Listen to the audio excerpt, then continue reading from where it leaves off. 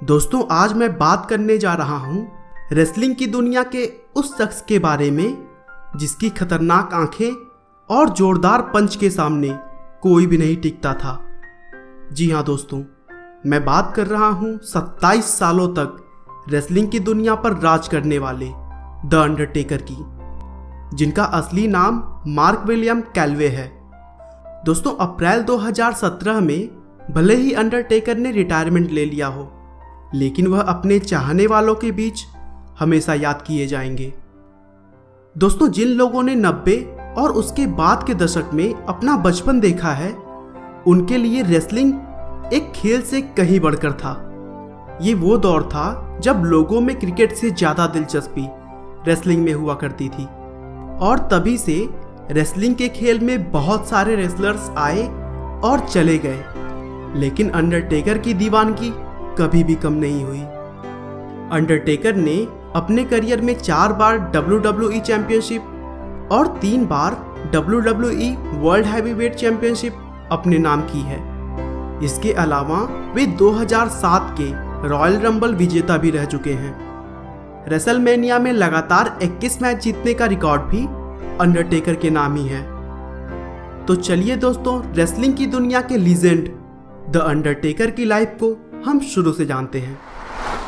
Undertaker का जन्म 24 मार्च 1965 को टेक्सास के हॉस्टन शहर में हुआ था। उनके पिता का नाम फ्रैंक कॉम्पटन कैलवे था, जिनकी मृत्यु 22 जुलाई 2003 को हुई। अंडरटेकर ने अपनी शुरुआती पढ़ाई वॉल्ट्रिफ हाई स्कूल से की, जहां वे फुटबॉल और बास्केटबॉल के एक अच्छे खिलाड़ी थे।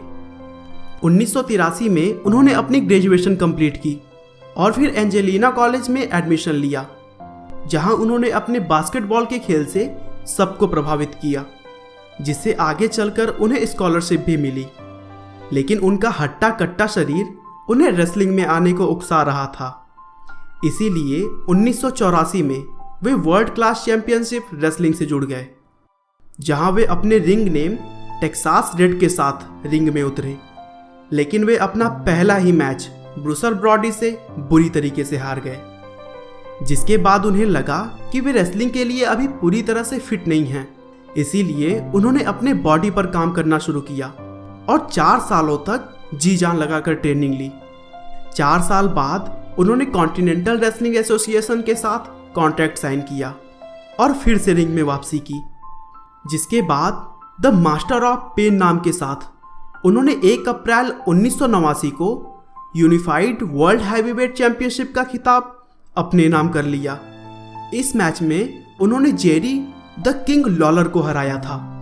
5 अक्टूबर 1989 को एक बार फिर से द पनिशर नाम के साथ उन्होंने रिंग में कदम रखा और एरिक एम्ब्री को हराकर टेक्सास हैवीवेट चैंपियनशिप अपने नाम कर लिया। और फिर अगले साल 1990 में उन्होंने वर्ल्ड रेसलिंग फेडरेशन यानी WWF के साथ कॉन्ट्रैक्ट साइन किया, जिसके बाद उन्होंने अपना पहला ऑन कैमरा मैच 22 नवंबर को सर्वाइवर सीरीज में खेला, जिस मैच में सिर्फ 1 मिनट में ही उन्होंने कोको बी वारे को हरा दिया। आगे भी उनके जीत का सिलसिला यूं ही चलता रहा और उन्होंने टगबोट, जिमी सनुका और हल्क होगन जैसे धुरंधरों को भी मात दी। अंडरटेकर इकलौते ऐसे रेसलर हैं जो लगातार 22 महीनों तक किसी भी फाइट में नहीं हारे। लेकिन एक मैच में योकोजुना ने उन्हें गंभीर रूप से घायल कर शवपेटी में पटक दिया, जिसके बाद 7 महीनों तक अंडरटेकर को रिंग से बाहर रहना पड़ा। 2008-9 तक अंडरटेकर शॉन माइकल को कभी भी सिंगल मैच में नहीं हरा पाए थे, और इस बात को लेकर शॉन हमेशा उन्हें उकसाते रहते थे। जिसके बाद रेसलमेनिया 25 में दोनों का सामना हुआ और आखिरकार उन्होंने शॉन माइकल को हराकर उनकी बोलती बंद कर दी। इस मैच को लोगों और मीडिया द्वारा काफी पसंद किया गया था। दोस्तों, रेसलमेनिया में ही अंडरटेकर के नाम लगातार 21 मैच जीतने का रिकॉर्ड है।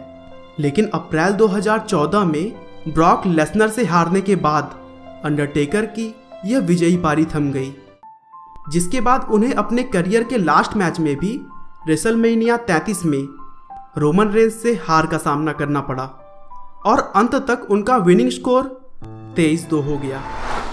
27 साल के करियर में अंडरटेकर ने कुल 2274 मैच खेले, जिनमें उन्होंने 1717 मैच जीते, जबकि 466 मैचों में उन्हें हार का सामना करना पड़ा और बाकी बचे हुए 91 मैच ड्रॉ रहे। दोस्तों, अंडरटेकर ने 1991 के बाद कभी भी WWE के अलावा किसी रेसलिंग कंपनी के साथ काम नहीं किया और इसी वजह से वे WWE के मालिक विंस मैकमैन के सबसे चहेते बने रहे।